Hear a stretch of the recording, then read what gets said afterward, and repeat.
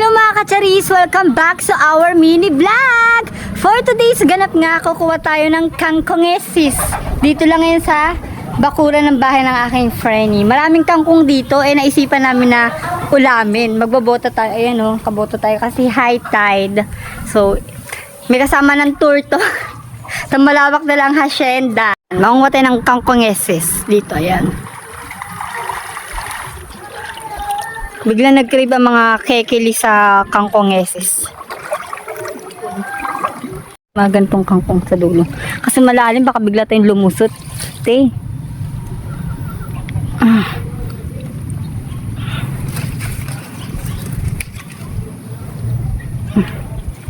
Mga usbong lang yung mga kukunin natin. Kahit naman saan, di ba, maraming kangkong na biglang sumusulpot na lang kasi syempre ang kangkong basta may tubig, nandun sila. Ayan oh.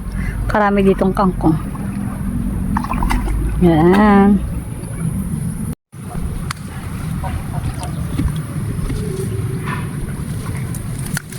Nakukuha na ako. Yan.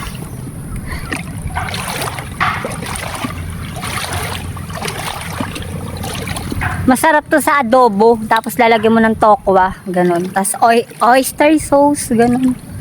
Palong-palo na. Diba? Yung lunch natin.